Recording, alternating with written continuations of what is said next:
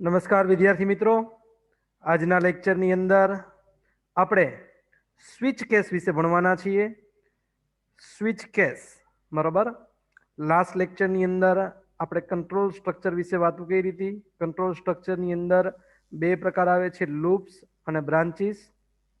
એમની અંદર લૂપ્સની અંદર આપણે જોયું હતું for loop, while loop, do while loop. બ્રાન્ચીસની અંદર ઇફ આવે છે અને સ્વિચ કેસ આવે છે. લાસ્ટ લેક્ચરની અંદર આપણે ઇફ વિશે અભ્યાસ કરેલો કે ઇફ કેવી રીતના કામ કરે છે, એની સિન્ટેક્સ શું છે, બરાબર. એમના વિશે એના એક્ઝામ્પલ સાથે આપણે ઘણી બધી ચર્ચાઓ કરી હતી. એ ઉપરાંત આપણે બ્લોક વિશે પણ સમજ્યા હતા કે બ્લોક કોને કહેવાય. છગડીયા કૌંસની મદદથી જે કરવામાં આવે છે, બનાવવામાં આવે છે, છગડીયો કૌંસ ચાલુ અને છગડીયો કૌંસ પૂરો, કર્લી બ્રેકેટ સ્ટાર્ટ અને કર્લી બ્રેકેટ ઓવર, એની વચ્ચે જે કંઈ સ્ટેટમેન્ટ લખવામાં આવે છે એ એક આખો બ્લોક બનતો હોય છે. એના વિશે પણ આપણે લાસ્ટ લેક્ચરની અંદર અભ્યાસ કરેલો. આજના લેક્ચરની અંદર આપણો ટોપિક છે સ્વિચ કેસ, બરાબર. સ્વિચ કેસ કઈ રીતના કામ કરે છે અને ત્યાર પછી આપણે જે લૂપ્સ છે, ફોર લૂપ, વાઇલ લૂપ અને ડુ વાઇલ લૂપ, એમના વિશે પણ સાથે સાથે અભ્યાસ કરવાના છીએ. તો ફર્સ્ટ ઓફ ઓલ સ્વિચ કેસથી આપણે સ્ટાર્ટ કરીએ. લખું છું અહીંયા સ્વિચ કેસ. હવે સ્વિચ કેસનો ઉપયોગ કેવી રીતના થાય અને શા માટે કરવામાં આવે છે, સ્વિચ કેસની જરૂરિયાત શા માટે. ઇફ કન્ડિશન આપણને ખબર છે કે ઇફ કન્ડિશનની અંદર શું હોય, તો કે ઇફ કન્ડિશનની અંદર આપણે લાસ્ટ લેક્ચરની અંદર જોયું હતું કે અહીંયા જે આ એક્ઝામ્પલ આપેલું છે તમને, બરાબર. એમની અંદર શું કર્યું હતું કે if marks greater than equal to 70, if marks greater than equal to 70, જો તમારા માર્ક્સ છે ગ્રેટર દેન 70 હોય, બરાબર, તો તમને એ ગ્રેડ મળે. અન્યથા કન્ડિશન ખોટી પડે તો માર્ક્સ ગ્રેટર દેન 60 તો તમને બી ગ્રેડ મળે. અન્યથા marks greater than equal to 50 તો તમને સી ગ્રેડ મળે. જો એ કન્ડિશન પણ ખોટી પડે તો તમને ફેલ એટલે કે ગ્રેડ એફ મળશે.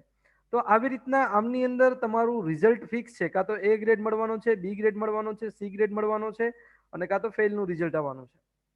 તમારું જે આઉટપુટ છે એ આ પ્રકારની કન્ડિશનની મદદથી કંઈક આવશે, પણ એ કોઈ ચોક્કસ ફિક્સ આઉટપુટ જ આવે છે. જ્યારે તમે આ એક કરતાં વધારે કન્ડિશન એપ્લાય કરો છો અને એમની અંદરથી તમે કોઈ એક એવું ચોક્કસ આઉટપુટ મેળવવા માંગો કે કાં તો આ ને કાં તો આ, બરાબર. કન્ડિશન સાચી પડે તો આ આવશે, કન્ડિશન ખોટી પડે તો આ આવશે, બરાબર.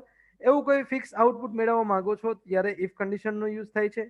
જ્યારે સ્વિચ કેસ, સ્વિચ કેસ શું છે તો કે સ્વિચ કેસની અંદર કન્ડિશન બધી ડિફરન્ટ છે, ટાસ્ક બધા ડિફરન્ટ છે, બરાબર. અને ડિફરન્ટ ટાસ્ક માટે તમારે અલગ અલગ કન્ડિશન એપ્લાય કરવી હોય તો એવા સમયે ઇફનો યુઝ ન કરી શકાય. એવા સમયે સ્વિચ કેસનો ઉપયોગ થાય છે. જેમ કે તમારે મેનુ ડ્રીવન પ્રોગ્રામ બનાવવો હોય, મેનુ ડ્રીવન પ્રોગ્રામ એટલે કોઈ એક તમે મેનુ બનાવો કે ભાઈ એમની અંદર લખો કે એક મેનુ બનાવીને તમને આપું છું કે ભાઈ એક ડબ્બો, બરાબર, તો શું થાય તો કે એડિશન થાય, બે ડબ્બો તો સબટ્રેક્શન થાય,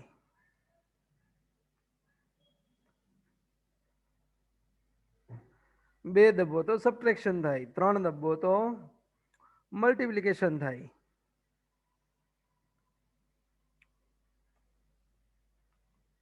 બરાબર. અને ચાર ડબ્બો તો ડિવિઝન થાય, ચાર ડબ્બો તો શું થાય, ડિવિઝન થાય, બરાબર. અને પાંચ ડબ્બો અથવા તો ઝીરો ડબ્બો તો એક્ઝિટ, બરાબર, આપણે બહાર નીકળી જશું. તો આ રીતના એક ડબ્બો તો એડિશન, બે ડબ્બો તો સબટ્રેક્શન, ત્રણ ડબ્બો તો મલ્ટિપ્લિકેશન, ચાર ડબ્બો તો ડિવિઝન. તમે કોઈ બે નંબર આપેલા છે, એ બે નંબરનું તમારે એડિશન, સબટ્રેક્શન, મલ્ટિપ્લિકેશન, ડિવિઝન અને જો કાંઈ એ સિવાય તમે ઝીરો દબો તો એક્ઝિસ્ટ, બરાબર, એટલે કે તમારું બંધ કરી દેશે અને કાંઈ નહીં પ્રોસેસ આવે, આઉટપુટની અંદર કાંઈ નહીં આવે, એક્ઝિટ કરી દેશે. અને જો એ સિવાયનો કોઈ ક્રમ દબાવશો તો તમને કહેશે કે ઇનવેલિડ ચોઇસ, બરાબર. તો તમને એવો મેસેજ આપશે ઇનવેલિડ ચોઇસ, તમે જે ચોઇસ કરી છે એ ઇનવેલિડ છે, એ પ્રોપર નથી. તમારે જે ચોઇસ કરવાની હતી એ 0 to 4 ની અંદરથી કરવાની હતી, તમે ચોઇસ કરી છે આઉટ ઓફ 0 to 4. તો એવા સમયે તમને ઇનવેલિડ ચોઇસ એવો મેસેજ આપશે.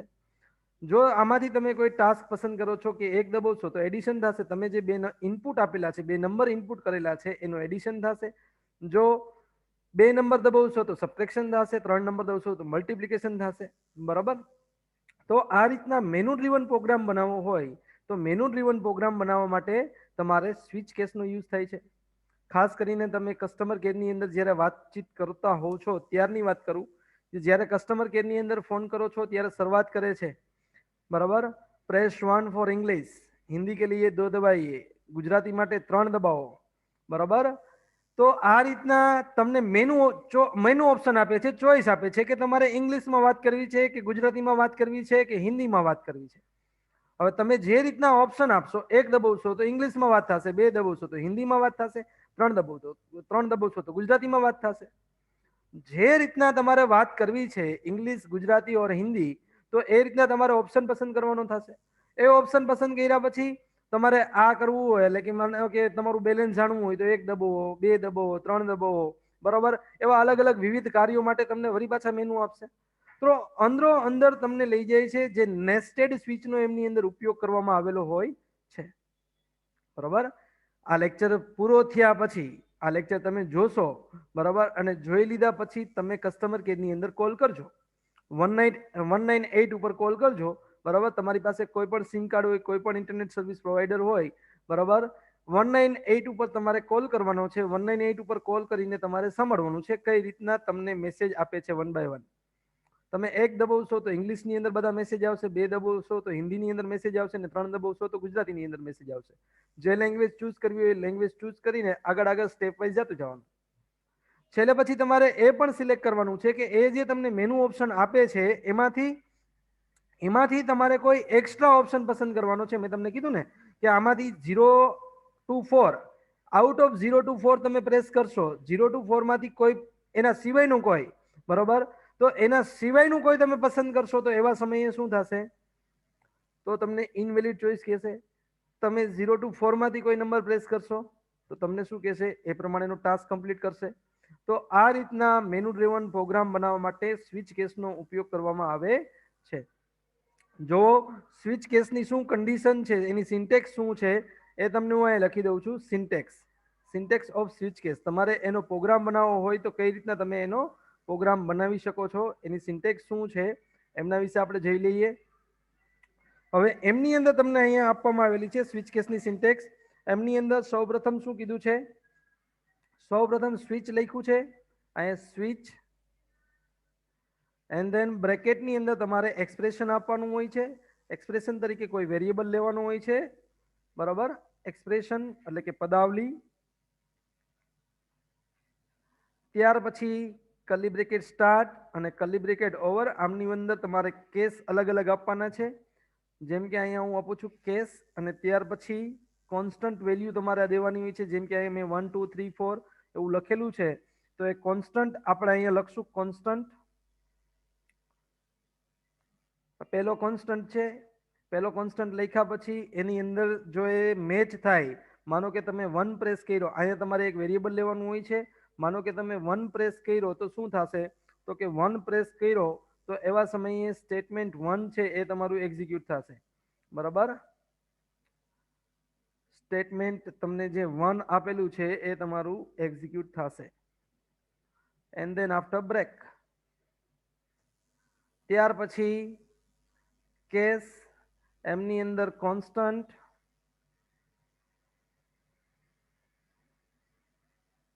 બે, બરાબર. કોન્સ્ટન્ટ આપી દીધો છે આપણે 2. એમની અંદર સ્ટેટમેન્ટ આપી દઈએ,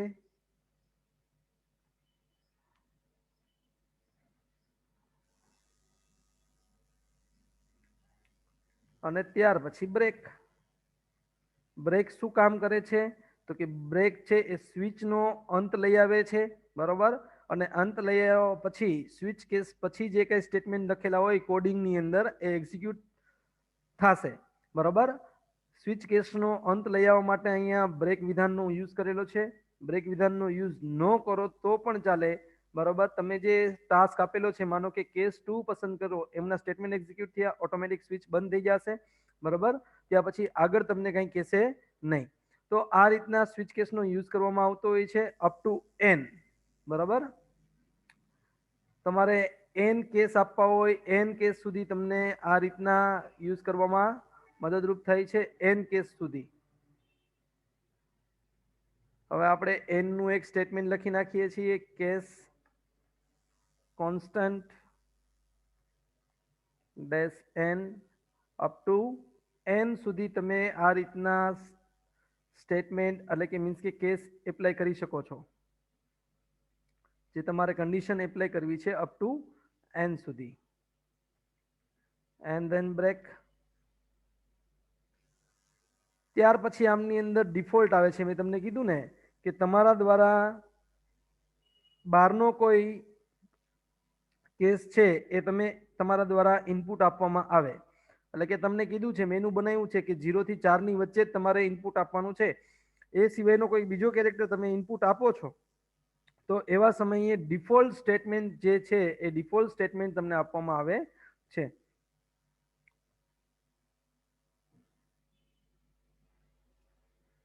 આ છે ડિફોલ્ટ સ્ટેટમેન્ટ છે એ તમને આપવામાં આવશે.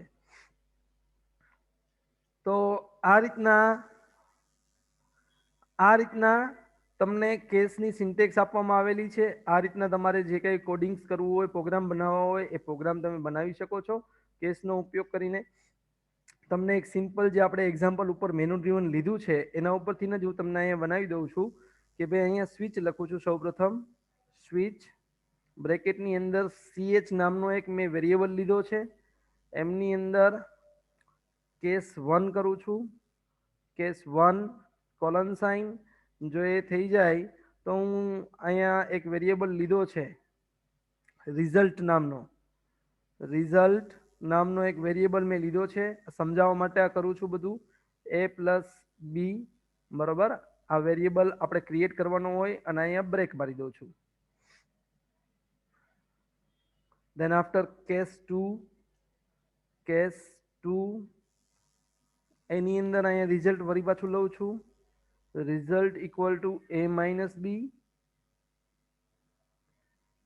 Break. then after case 3 colon એમની અંદર લખું છું રિઝલ્ટ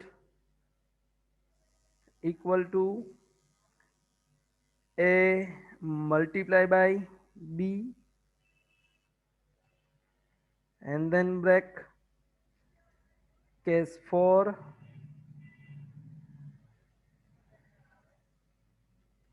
એમાં આપી દઉં છું result equal to a divide b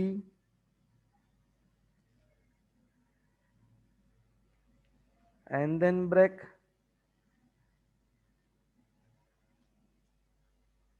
case 0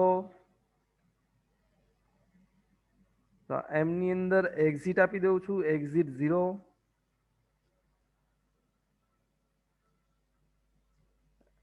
and then break and then default.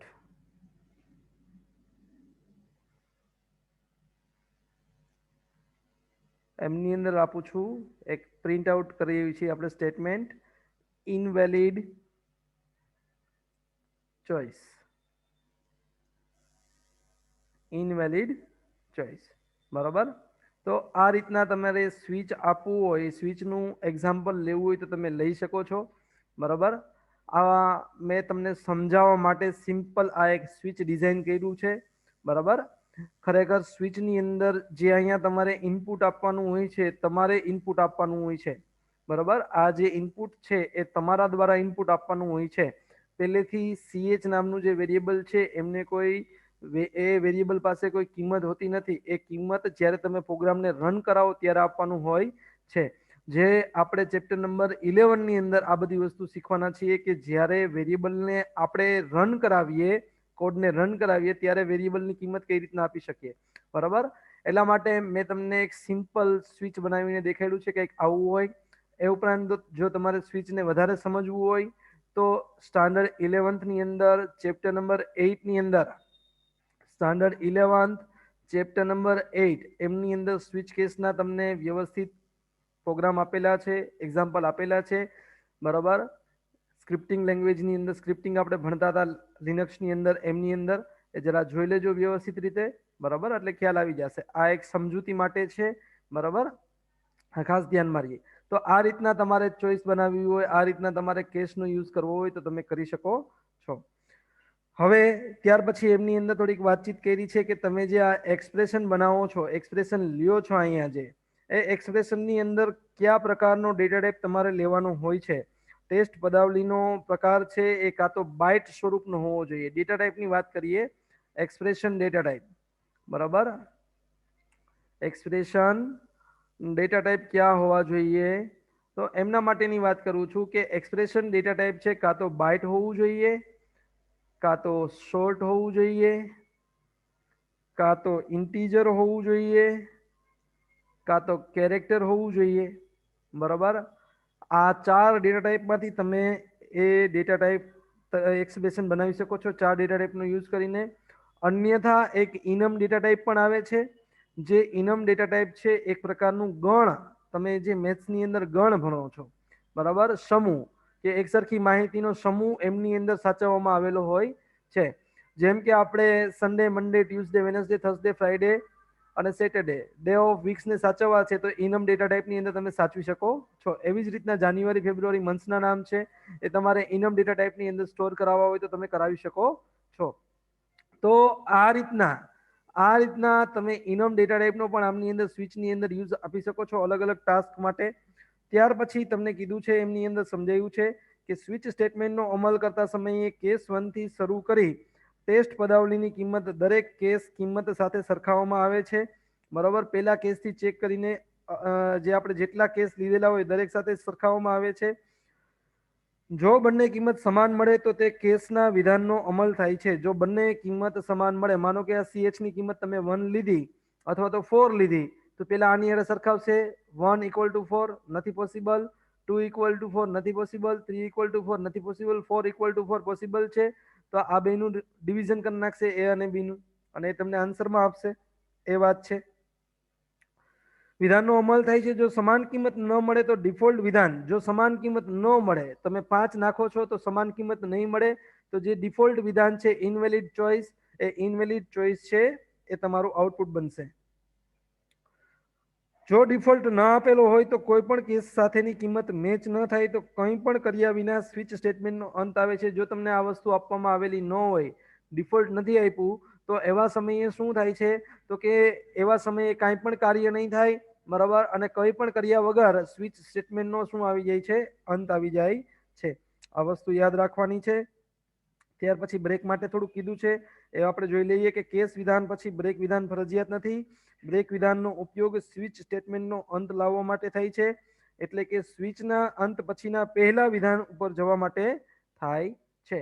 એટલે કે અહીંયા જે સ્ટેટમેન્ટ લખેલું હોય, આ સ્વિચ તમારું અહીંયા પૂરું થઈ ગયું અને ત્યાર પછીનું આ પહેલું સ્ટેટમેન્ટ છે, ત્યાં તમારે જવું હોય તો એમના માટે બ્રેક વિધાનનો અહીંયા ઉપયોગ થાય છે. ક્લિયર? ઓકે. ત્યાર પછી હવે આપણે શીખવાનું છે રિપીટિવ કંટ્રોલ સ્ટ્રક્ચર. ત્યાર પછીનો આપણો ટોપિક છે રિપીટિવ કંટ્રોલ સ્ટ્રક્ચર.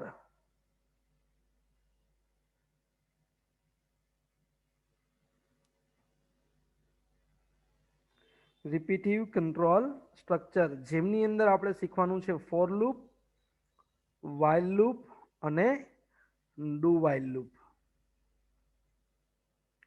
આ 3 વસ્તુ આપણે આની અંદર શીખવાની છે રિપીટિવ કંટ્રોલ સ્ટ્રક્ચરની અંદર, બરાબર.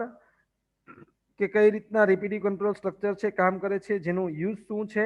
તો કે એકને એક સ્ટેટમેન્ટને તમારે વારંવાર પુનરાવર્તન કરવું હોય, એકને એક વિધાનોનું તમારે વારંવાર પુનરાવર્તન કરાવવું હોય, તો એવા સમયે રિપીટિવ કંટ્રોલ સ્ટ્રક્ચરનો ઉપયોગ કરવામાં આવે છે, બરાબર. સૌપ્રથમ આપણે ત્રણેયની સિન્ટેક્સ જોઈ લઈએ કઈ રીતના રિપીટિવ કંટ્રોલ સ્ટ્રક્ચર છે. હું આને ક્રમ આપી દઉં. 1 નંબર આપું છું, અને 2 નંબર આપી દઉં છું, અને આને 3 નંબર આપી દઉં છું, બરાબર. હવે હું અહીંયા ક્રમ ઉપર અહીંયા લખું છું 1 નંબર, એટલે કે આ જે છે એ ફોર લૂપની સિન્ટેક્સ છે. પેલા લખવાનું હોય છે ફોર, ધેન આફ્ટર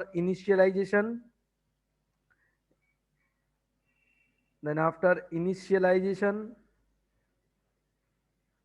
ત્યાર પછી એમની અંદર અલ્પ વિરામ એટલે કે મીન્સ કે સેમિકોલન આપીને કન્ડિશન લખવાની હોય છે. ત્યાર પછી ઇન્ક્રીમેન્ટ ડિક્રીમેન્ટ, ત્યાર પછી શું આવે છે, કન્ડિશન પછી શું આવે, ઇન્ક્રીમેન્ટ ડિક્રીમેન્ટ. કાં તો તમારે ઇન્ક્રીમેન્ટ કરાવવું હોય તો ઇન્ક્રીમેન્ટ પ્લસ પ્લસ અથવા તો માઇનસ માઇનસ, ઇન્ક્રીમેન્ટ ઓર decrement.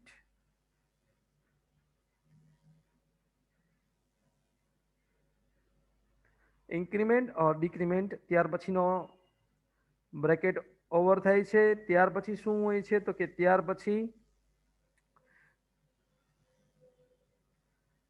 પછી નેક્સ્ટ સ્ટેપની અંદર તમારે સ્ટેટમેન્ટ એક્ઝિક્યુટ કરવાના હોય છે. અહીંયા સ્ટેટમેન્ટ આવતા હોય છે. સ્ટેટમેન્ટ પછી બ્રેકેટ ઓવર, બરાબર. તો આ રીતના આમની અંદર આખી ચેનલ હોય છે. ફર્સ્ટ ઓફ ઓલ ઇનિશિયલાઇઝ થાય, બરાબર. પહેલા આ સોલ્વ થાય, પછી કન્ડિશન ચેક કરવામાં આવે. જો કન્ડિશન સાચી પડે તો સ્ટેટમેન્ટ એક્ઝિક્યુટ થાય, અને ત્યાર પછી તમારું ઇન્ક્રીમેન્ટ ડિક્રીમેન્ટ થાય. જો ઇન્ક્રીમેન્ટ ડિક્રીમેન્ટ થયા પછી ફરી પાછું કન્ડિશન ચેક થશે.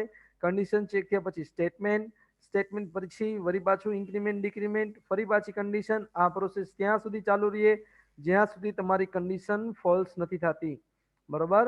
જ્યાં સુધી તમારી કન્ડિશન ફોલ્સ નથી થતી ત્યાં સુધી આખી પ્રોસેસ છે એ ચાલુ રહે છે. હું અહીંયા લખું છું ફર્સ્ટ ઓફ ઓલ શું થાય છે તો કે ફર્સ્ટ ઓફ ઓલ ઇનિશિયલાઇઝેશન થાય છે, બરાબર. First of all initialization,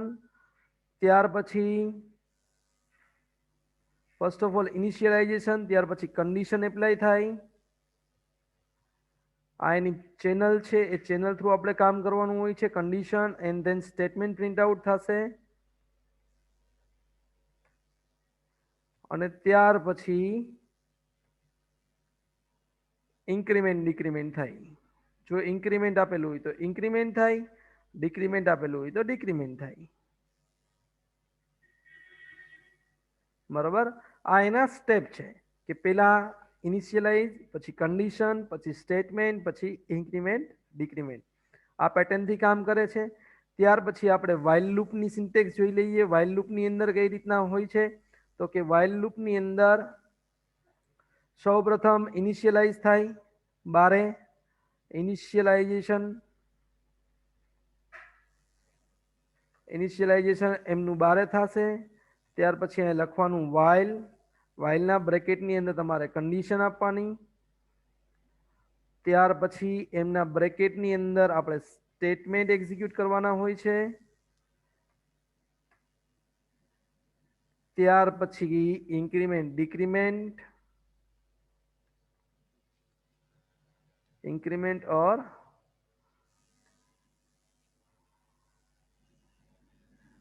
decrement. તો આના સ્ટેપ લાઇનમાં જ છે, તમે જોઈ શકો. પહેલા ઇનિશિયલાઇઝેશન, પછી કન્ડિશન, પછી સ્ટેટમેન્ટ, અને ત્યાર પછી ઇન્ક્રીમેન્ટ ડિક્રીમેન્ટ. તો આ વાઇલની કન્ડિશન છે, બરાબર. અને ત્યાર પછી આવે છે ડુ વાઇલ. ત્યાર પછી શું આવે છે? Do while. હવે ડુ વાઇલની અંદર પણ પ્રથમ તો શું થાય છે? પ્રથમ ઇનિશિયલાઇઝેશન થાય છે.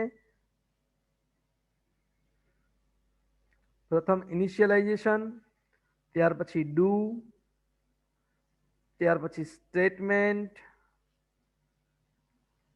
ત્યાર પછી ઇન્ક્રીમેન્ટ ડિક્રીમેન્ટ,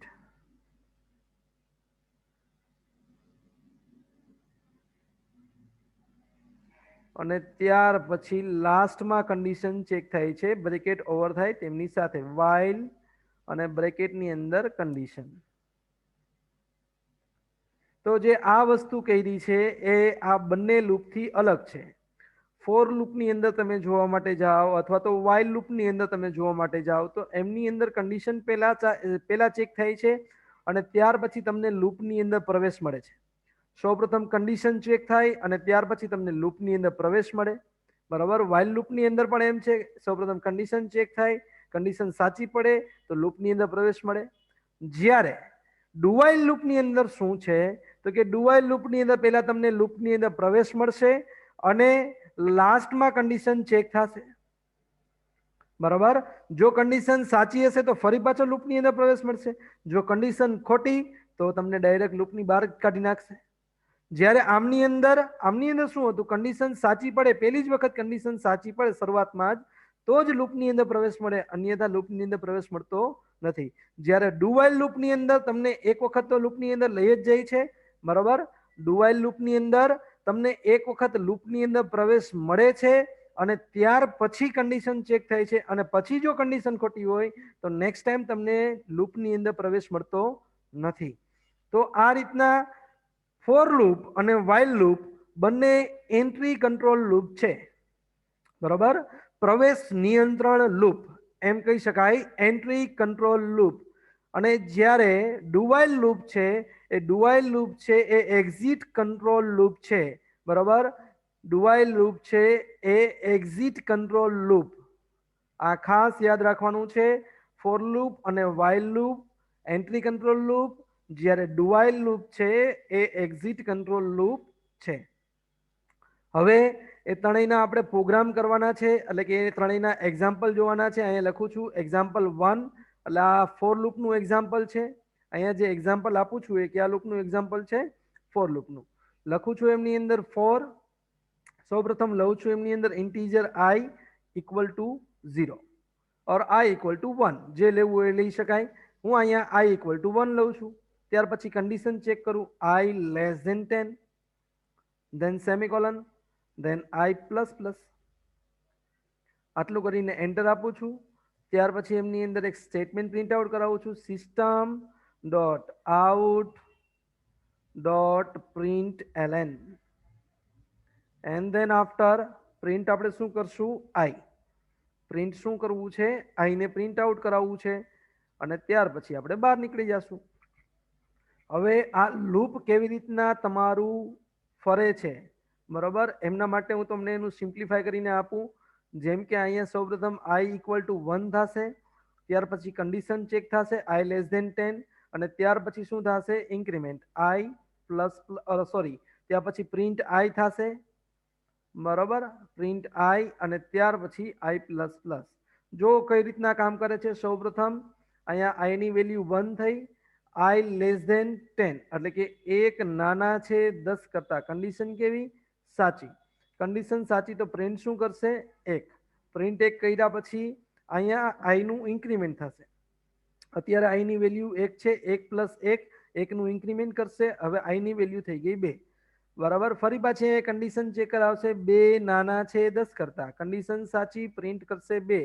2 પ્લસ 2, બરોબર, સોરી, 2 પ્લસ 1 એટલે કેટલા થશે? 3. બરોબર, હવે આઈની નવી વેલ્યુ 3 થઈ ગઈ. 3 નાના છે 10 કરતા. કન્ડિશન કેવી? સાચી, તો 3 પ્રિન્ટ આઉટ કરશે. 3 પ્લસ 1 એટલે કેટલા થયા? તો કે 3 પ્લસ 1 એટલે 4 થયા. 4 નાના છે 10 કરતા. કન્ડિશન સાચી, તો હવે પાછા 4 પ્રિન્ટ આઉટ કરશે. 4 પ્રિન્ટ આઉટ કર્યા પછી ઇન્ક્રીમેન્ટ થશે, 4 પ્લસ 1 એટલે 5. હવે આઈની નવી વેલ્યુ 5 છે.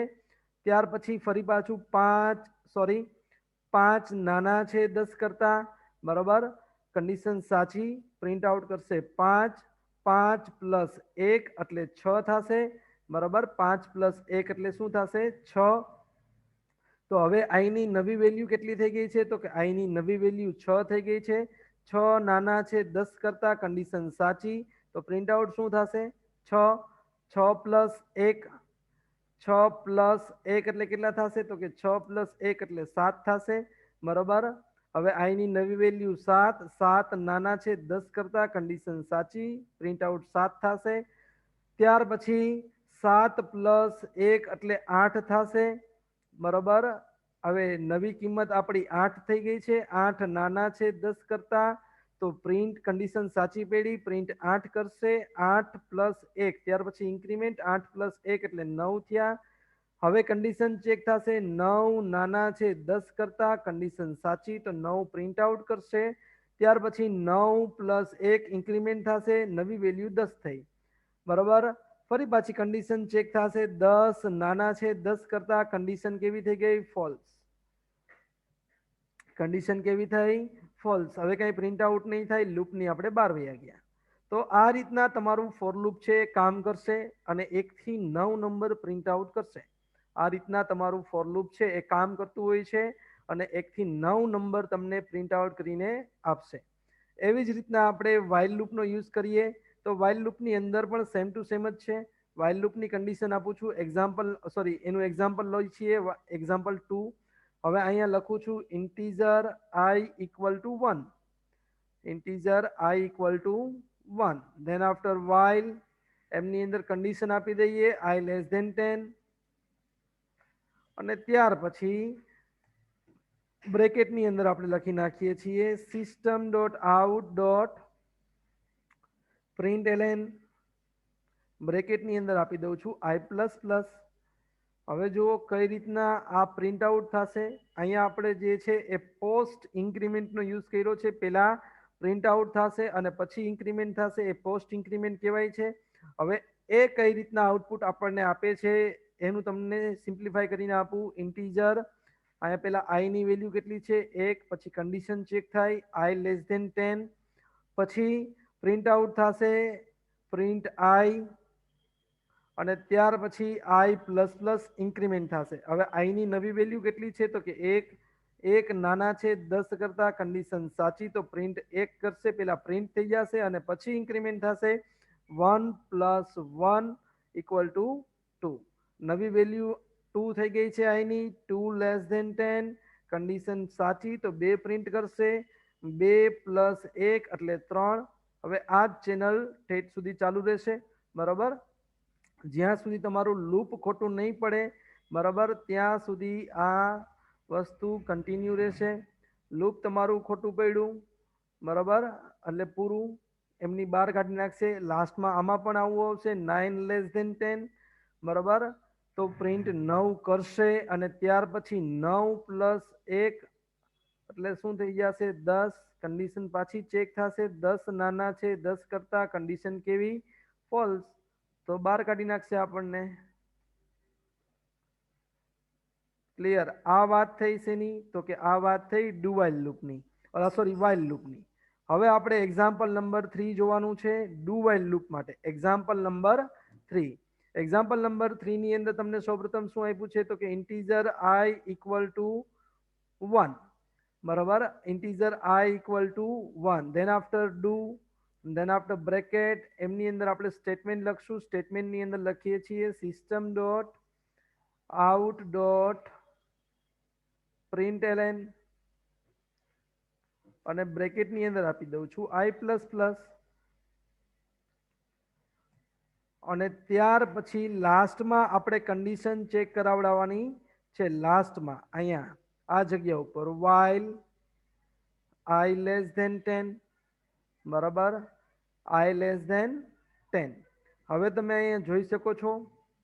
હવે આમની અંદર શું થશે તો કે હવે આમની અંદર કેવી રીતના પ્રિન્ટ આઉટ થાય, કેવી રીતના કન્ડિશન ચેક થાય એ તમને સમજાવું છું. ફોર એક્ઝામ્પલ કે I ઇક્વલ ટુ અત્યારે 1 આપેલા છે, ત્યાર પછી પ્રિન્ટ આઉટ થશે પ્રિન્ટ I, ત્યાર પછી I પ્લસ પ્લસ થશે અને ત્યાર પછી શું થશે, લાસ્ટ સ્ટેપ શું હશે તો કે લાસ્ટ સ્ટેપ તમારું હશે કન્ડિશનનું I લેસ ધેન 10. એ કન્ડિશન આપેલી છે. પેલા I ની કિંમત 1 થઈ, પ્રિન્ટ શું થયું 1, I પ્લસ પ્લસ 1 પ્લસ 1 એટલે 2 થયા. હવે નવી કિંમત I ની 2 છે, 2 નાના છે 10 કરતા, કન્ડિશન કેવી સાચી તો ફરી પાછું પ્રિન્ટ 2 થશે, 2 પ્લસ 1 એટલે 3 બરાબર. 3 નાના છે 10 કરતા તો ફરી પાછા 3 પ્રિન્ટ આઉટ થશે. એવી રીતના ચાલુ રહેશે બરાબર. આ આખા સ્ટેપ ચાલુ રહેશે ક્યાં સુધી તો કે જ્યારે અહીંયા લખ્યા છે મેં 9 પ્રિન્ટ આઉટ થયા છે. 9 પ્લસ 1 એટલે કેટલા થશે 10, 10 નાના છે 10 કરતા, કન્ડિશન કેવી થઈ ગઈ છે ફોલ્સ. કન્ડિશન ફોલ્સ થઈ ગઈ એટલે લૂપની બહાર કાઢી નાખશે. હવે ફોર એક્ઝામ્પલ કે હું અહીંયા I ની કિંમત 10 લઈ લઉં છું.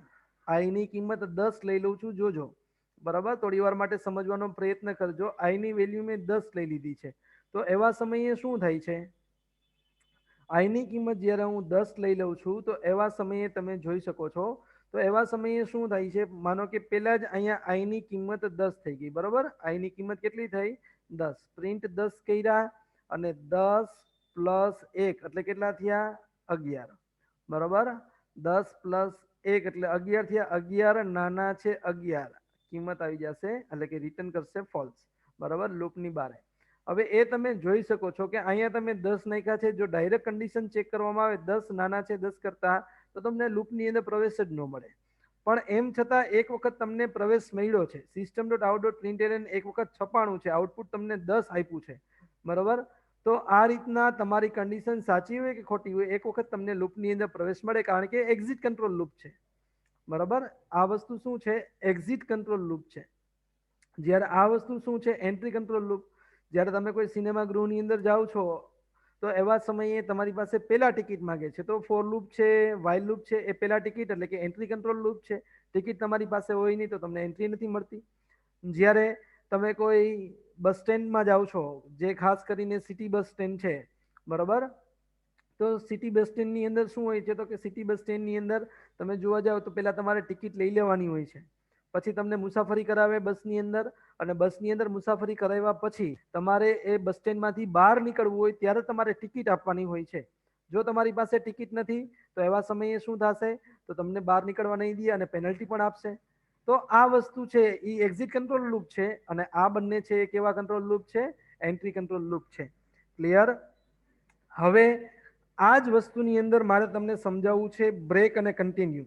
આ જે વસ્તુ આપણે જે શીખા છીએ એમની અંદર જ મારે તમને શું શીખવાડવું છે?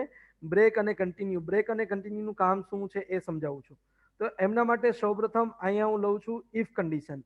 ઇફ I = 5, ઇફ I = 5, તો એવા સમયે શું થઈ જશે? બ્રેક. બરાબર. ઇફ I = 5, તો એવા સમયે શું થઈ જશે? બ્રેક થઈ જશે, એટલે કે ત્યાર પછીની કિંમતો છાપશે નહીં.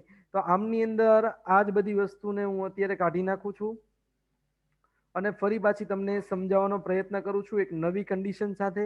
એક કન્ડિશન આપી છે I <10, એ ફોર લૂપની કન્ડિશન છે, અને અહીંયા એક નવી કન્ડિશન એપ્લાય કરું છું I = 5, બરાબર, અને વચ્ચે આપી દીધું છે બ્રેક. બ્રેક અને કન્ટિન્યુ તમને સમજાવું છું. બ્રેક અને કન્ટિન્યુથી શું થાય છે એ હવે જોતા જાઓ. માનો કે અહીંયા પ્રિન્ટ થયા, પેલા I ની કિંમત હતી 1, કન્ડિશન આપી એક નાના છે 10 કરતા, કન્ડિશન સાચી. ત્યાર પછી બીજી કન્ડિશન આપી 1 = 5, તો કન્ડિશન ખોટી, તો ઇફમાંથી બહાર નીકળી ગયું. પ્રિન્ટ આઉટ 1 કરશે, ત્યાર પછી 1 ની કિંમત માં ઇન્ક્રીમેન્ટ થશે, I ની કિંમતમાં ઇન્ક્રીમેન્ટ 1 નું, એટલે કે 1 + 1 એટલે 2 થઈ ગયા.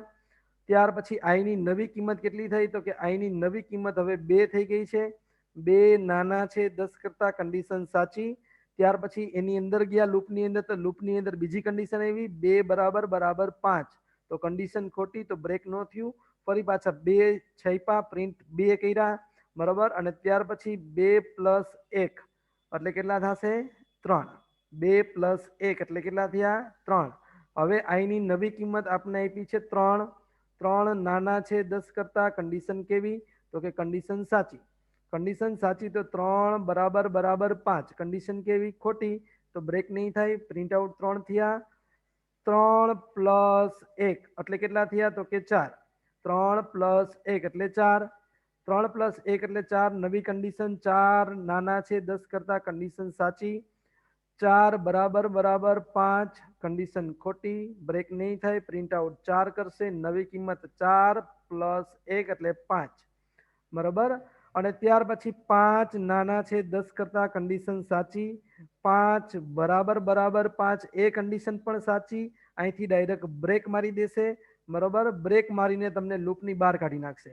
બ્રેક લૂપ પછીના જે કંઈ સ્ટેટમેન્ટ હશે, લૂપની પછી જ ડાયરેક્ટ જે લૂપ છે એના પછીનું જે કંઈ સ્ટેટમેન્ટ હશે એ ડાયરેક્ટ અમલમાં આવશે, બરાબર. લૂપની તમને બહાર કાઢી નાખશે. આ બ્રેકનું કામ છે, બરાબર. એ શું કરશે? હવે કોઈ પ્રિન્ટ આઉટ નહીં થાય. 1 થી 4 વેલ્યુ પ્રિન્ટ આઉટ થઈ ગઈ, એ થઈ ગઈ. હવે કોઈ વેલ્યુ પ્રિન્ટ આઉટ થશે નહીં, બરાબર. આ બ્રેક છે. અને બ્રેક પછી તમને અહીંયા સમજાવું છું. ફોર એક્ઝામ્પલ કે અહીંયા હું કન્ટિન્યુ આપી દઉં છું, બ્રેક પછી કન્ટિન્યુ, બરાબર. બ્રેક પછી શેનો યુઝ કરું છું? એમની અંદર કન્ટિન્યુ. હવે કન્ટિન્યુ અહીંયા હું યુઝ કરું છું, તો એવા સમયે શું થાય છે તો એ સમજી લ્યો. અહીંયા બ્રેકમાંથી હું કાઢી નાખું છું, અહીંયા બ્રેક કાઢી નાખું છું, અહીંયા કન્ટિન્યુ લખી નાખું છું, બરાબર. અને અહીંયા પણ અત્યારે હું કન્ટિન્યુ, કારણ કે કન્ડિશન સાચી પડી છે, તો અહીંયા પણ હું કન્ટિન્યુ કરું છું. તો કન્ટિન્યુનું કામ શું છે? હવે એક વખત I પ્રિન્ટ આઉટ નહીં થાય. એક વખત શું થશે? I પ્રિન્ટ આઉટ નહીં થાય, ત્યાં ડેશ આવી જશે, એટલે કે ત્યાં કોઈ વેલ્યુ પ્રિન્ટ આઉટ નહીં થાય. અને ત્યાર પછી ફરી પાછું ઇન્ક્રીમેન્ટ થશે. 5 + 1 એટલે કેટલા થશે? 6, બરોબર, ઈ એક સ્ટેપ તમને પ્રિન્ટ આઉટ કરીને નહીં આપે, બાકી બધું પ્રિન્ટ આઉટ ચાલુ રહેશે. ફરી પાછું અહીંથી આખી પ્રોસિજર ચાલુ રહેશે. 6 નાના છે 10 કરતા, કન્ડિશન સાચી. 6 બરાબર બરાબર 5, કન્ડિશન ખોટી. કન્ડિશન ખોટી તો આગળ વધ્યા, અહીંયા પ્રિન્ટ આઉટ 6 થશે. બરાબર, ફરી પાછું 6 પ્લસ 1 એટલે કેટલા થયા? 7. બરાબર, તો આ રીતના એક વખત તમે જો કન્ટિન્યુ આપી દો છો તો એવા સમયે શું થાય તો કે એ જે સ્ટેપ છે એક વખત પ્રિન્ટ આઉટ નહીં થાય, ફરી પાછું ઇન્ક્રીમેન્ટ થવાનું તમારું ચાલુ થશે અને ફરી પાછું લૂપ તમારું કન્ટિન્યુ થશે. એક સ્ટેપ જ તમારું સ્કીપ કરે છે, બાકી બધું કન્ટિન્યુ રાખે છે. જ્યારે બ્રેકની અંદર શું થાય છે? તમારું લૂપ જ ત્યાં બ્રેક લાગી જાય છે. ક્લિયર? તો આ રીતના આપણે કંટ્રોલ સ્ટ્રક્ચરનો ઉપયોગ કરવાનો છે. કઈ રીતના કંટ્રોલ સ્ટ્રક્ચર વપરાય છે એ મેં તમને સમજાવ્યું. ઇફ કેવી રીતના વપરાય છે, સ્વિચ કેસ કેવી રીતના વપરાય છે, ત્યાર પછી લૂપ્સ કેવી રીતના વપરાય છે, ફોર લૂપ, વાઇલ લૂપ અને ડુ વાઇલ, એમના વિશે તમને મેં સમજૂતી આપેલી છે. ક્લિયર? તો નેક્સ્ટ લેક્ચરમાં આપણે એમના એક્ઝામ્પલ્સ જોવાના છે. તો આજનો લેક્ચર આપણે અહીંયા સુધી રાખીએ છીએ. નમસ્તે.